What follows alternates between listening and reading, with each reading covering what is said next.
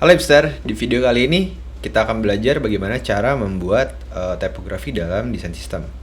Nah, ini adalah part pertama dari seri desain sistem yang ada di channel YouTube gue.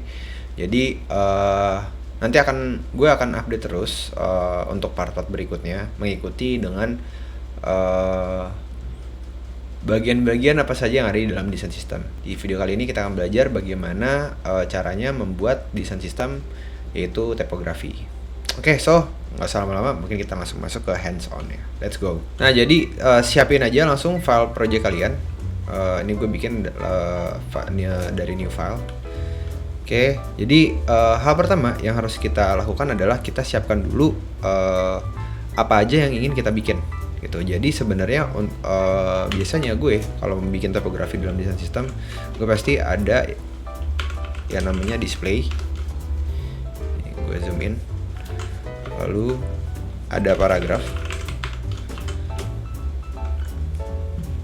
ini heading, ada paragraf dan label. Oke, nah biasanya nih paragraf itu bisa juga banyak orang juga bilang ini tuh body gitu ya. Cuman kalau gue biasa pakai istilah paragraf karena biar mempermudah yang make, karena kadang yang make nggak cuma gue doang kalau gue bikin desain sistem gitu. Dan kadang ada banyak yang mungkin masih belum tahu juga body itu apa gitu. Jadi gue permudah untuk bikin paragraf. Nah, display itu biasanya ukuran lebih besar, yang memang dipakai untuk hero section gitu, untuk font-font yang lebih besar. Nah, sedangkan heading itu biasanya untuk title, subtitle dari suatu section dalam sebuah website atau screen ya, kalau di mobile apps. Nah, biasanya ini bisa terdiri dari heading 1 sampai 4 atau mungkin 5 ya. Gitu. Tergantung dari struktur website kalian gitu. Nah, itu biasanya gue ngikutin dari blog. Kadang kan blog tuh dia punya title, subtitle yang terdiri dari heading-headingnya.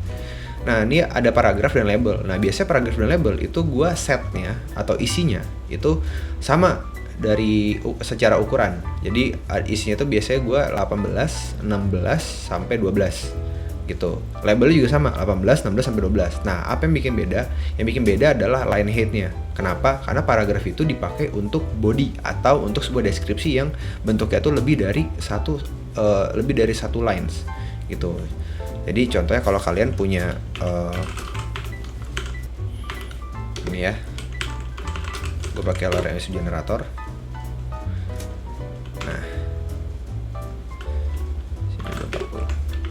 Nah, kalau lebih dari satu itu gue biasanya pakai paragraf. Tapi kalau cuman kayak untuk teks di komponen, kayak misalkan button gitu ya,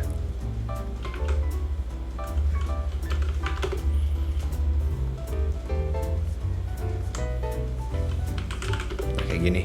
Kalau untuk teks komponen atau input, biasanya gue pakainya label gitu. Kenapa? Yang bikin beda line headnya label tuh lebih kecil ya, sedangkan kalau ini biasanya gue tuh lebih besar gitu.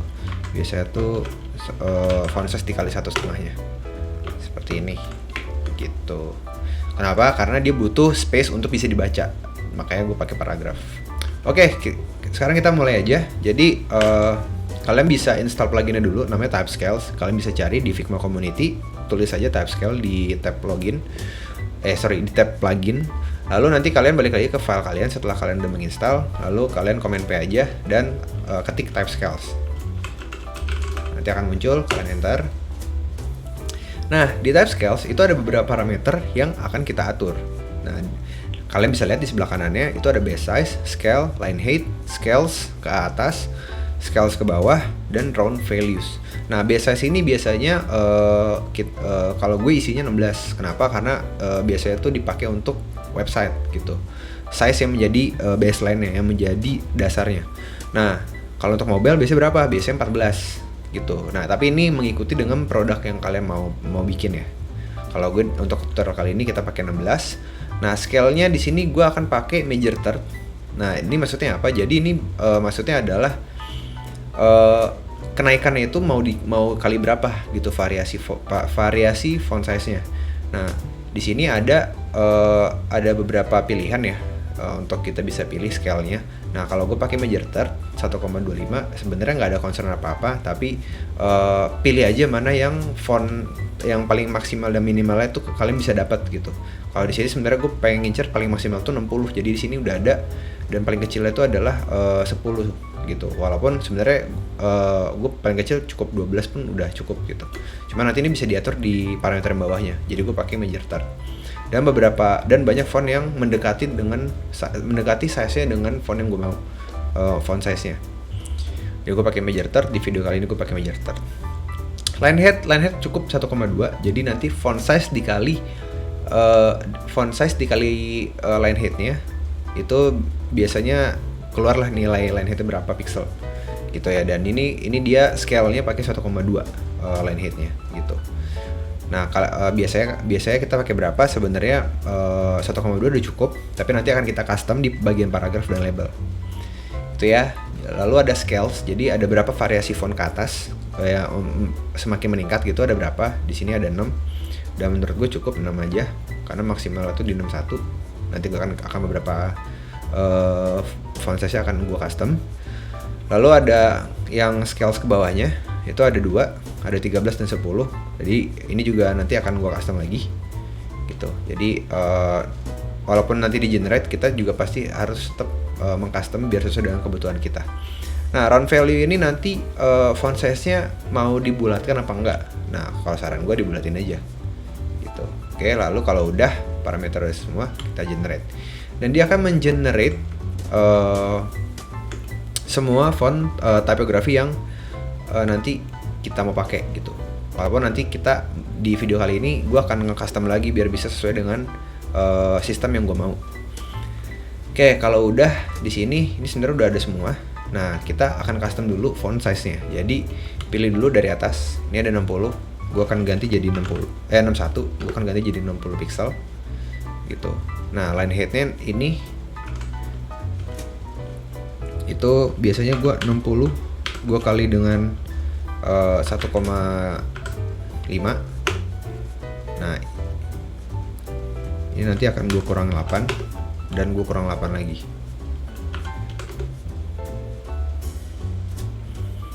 gitu. Nah, ini cukup. Lalu di sini ada 49 ya. Nah, ini gue mungkin pakainya 44. Nah, untuk line headnya sama, jadi 44 dikali 1,5. Lalu gue kurang dengan 8. Oke, tapi sekali ya cukup. Sebenarnya menyesuaikan gitu. Kira-kira line headnya udah cukup apa belum. Kalau biasanya tuh kalau font untuk ukuran-ukuran yang besar, jangan terlalu line headnya jangan terlalu besar-besar gitu. Biar nanti kita bisa maksimalin di padding gitu ya. Nanti akan gue kasih lihat. Ini 39 mungkin akan gue pakai jadi 36. Nah, lalu ini 36 gue kali dengan 1,5, lalu gue kurang dengan 8. Nah, cukup. Ini ada 30, gue isi jadi 28. Ini pun gue rubah 28 dikali 1,5, gue kurang dengan 4. Ya, ini ada 24, gue rubah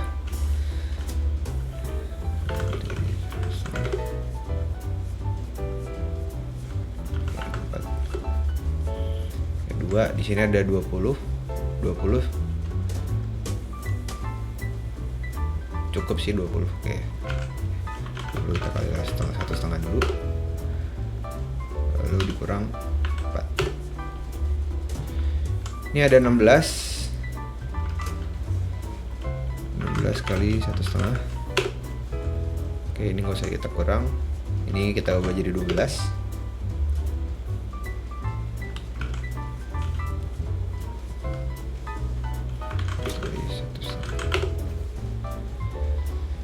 Oke, nah ini kita hapus saja, cukup. Oke, nah di sini ada yang kurang satu nih, ada 18 pixel. Nah, kalau gue biasanya gue pilih, gue Command D, gue duplikat, yang bagian atasnya ini gue rubah jadi 18. ini 18 dikali 1,5.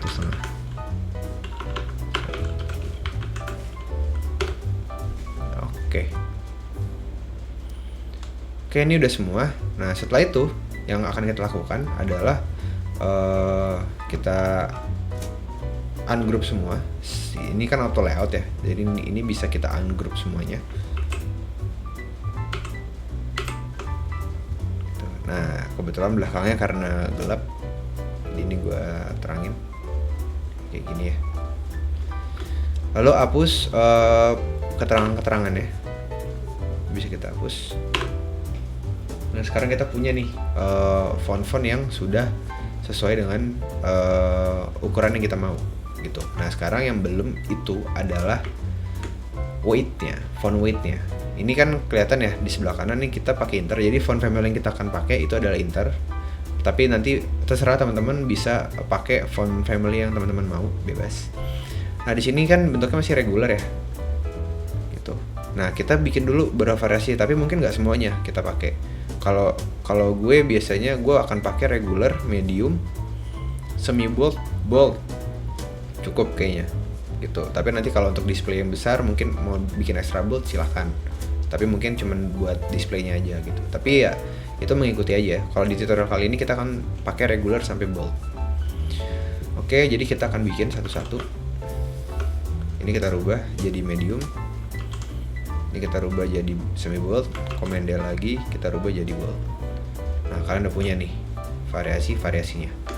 Nah, sekarang kita akan masukkan ini ke dalam Figma untuk menjadi text styles biar menjadi desain sistem tipografi kita.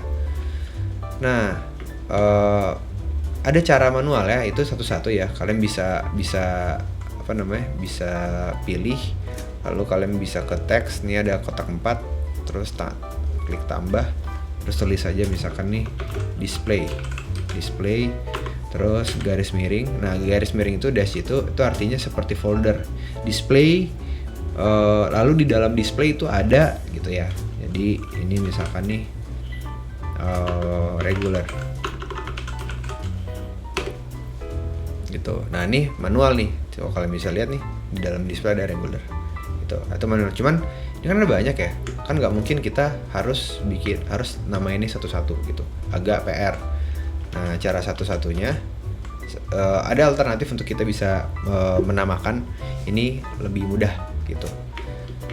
Sekarang kita akan menamai dan juga memasukkan si font-font ini menjadi tipografi sistem kita, jadi text style di Figma.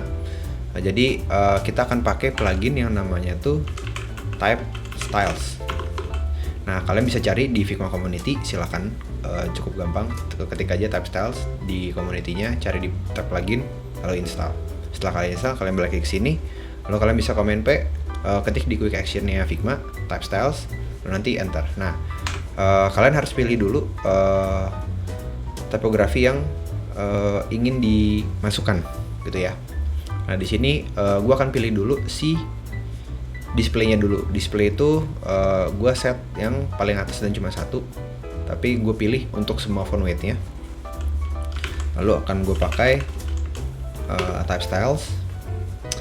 Lalu nanti akan muncul ya pluginnya. Lalu kalian bisa pilih juga modifiernya. Di sini kita akan pilih yang custom text. Lalu kita rubah teksnya itu jadi display.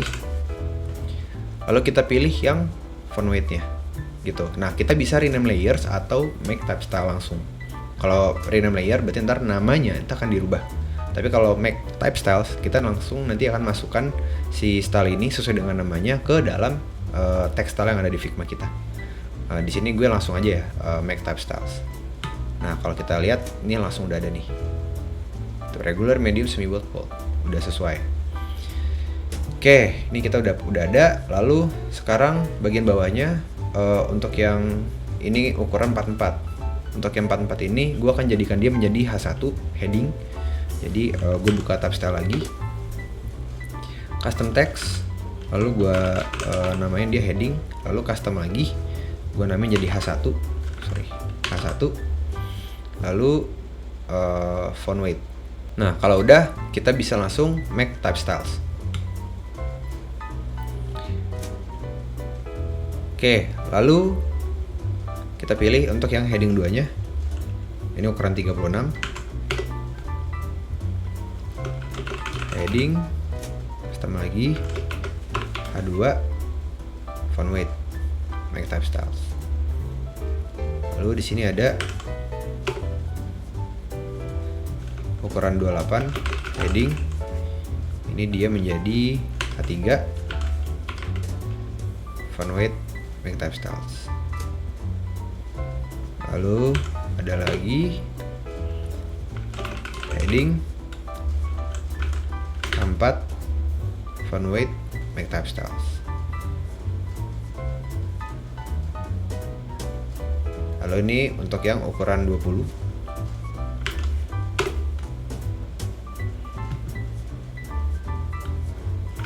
Heading,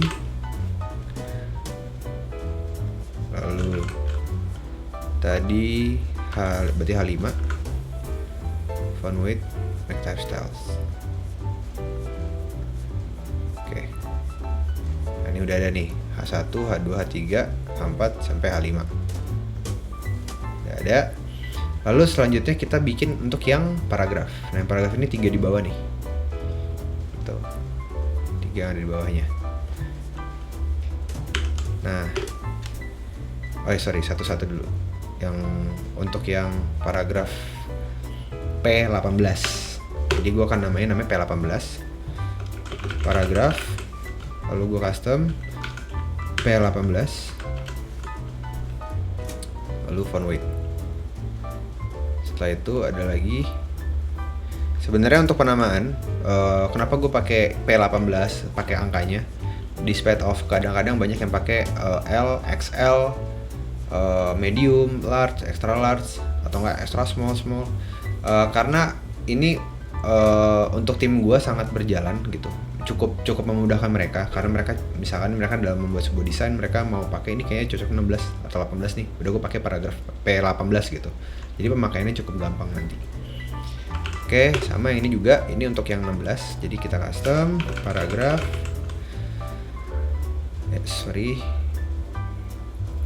Ini pakai P16, lalu font weight, make type styles. Lalu ini paragraf custom P12, font weight, make type styles. Oke, ini 18, 16 sampai 12 paragraf itu udah. Sekarang kurang satu lagi, namanya itu label. Nah, gimana cara buat label? Cukup gampang. Jadi kita copy aja ini semua yang ada di tiga-tiganya ya. Kita copy ke bawah. Tuh. Nah, kalau udah ini kita detach dulu nih. Kita detach dulu satu-satu.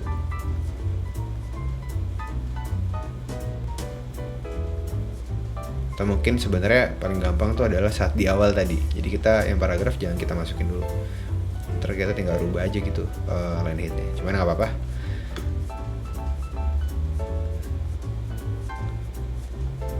Oke, ini udah semua. Nah, sekarang nih kita rubah. Font line headnya. Nah, ini kan line headnya ini itu adalah 18 dikali 1,5. Memang dipakai untuk paragraf. Nah, bagaimana untuk label? Kalau untuk label kita kurangin dengan 4. Sama yang bawah juga sama. Kita kurangi dengan 4. Lalu yang paling bawah juga sama, untuk yang 12 kita kurangi dengan 4.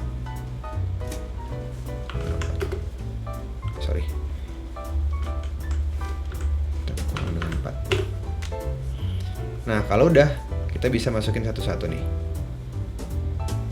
Ini label custom, ini kita pakai L18 lalu font weight.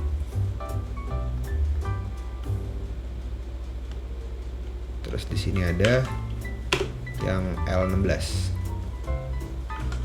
label custom L16 font weight make type styles. Lalu yang terakhir ada yang L12 custom label L12 font weight make type styles. Oke, sekarang udah ada. Nah, ini semua tekstil kita untuk typography semua udah kita simpan, udah kita buat. Nah, cara makanya gampang. Jadi kalian misalnya nih mau bikin sebuah paragraf ya. Saya suka menulis. Nah, ini kita bisa milih nih. Misalkan nih ini mau kamu pakai untuk label. Tulis aja misalnya label untuk button kita pakai 16 L16. Udah nih, tinggal milih aja mau yang mana. Gitu. Kalau mungkin yang agak panjang, let's say kita pakai Remisum ya, biar gampang. Kita ambil yang bikin 5 deh. 5 kita kecilin dulu jadi 360. Nah, ini kan agak dempet-dempet nih. Kita misalnya pakai yang paragraf 16, P16. Udah nih, tinggal pakai aja. Nah, udah jadi. Jadi cukup gampang pemakaiannya dan lebih mudah gitu untuk bikinnya. Dan by the way, untuk kalian yang mungkin mau belajar lebih dalam lagi, gue sediain tutorialnya itu di sini. Jadi kalian bisa klik link di deskripsi, itu nanti akan masuk ke Figma community gue, dan gue juga nge-share file project ini untuk bisa diduplikat dan kalian bisa ikutin tutorialnya. Gitu. Di sini udah ada tutorialnya dan plugin apa aja yang bisa dipakai gitu ya. Jadi cukup gampang, cukup mudah, kalian tinggal pakai aja gitu.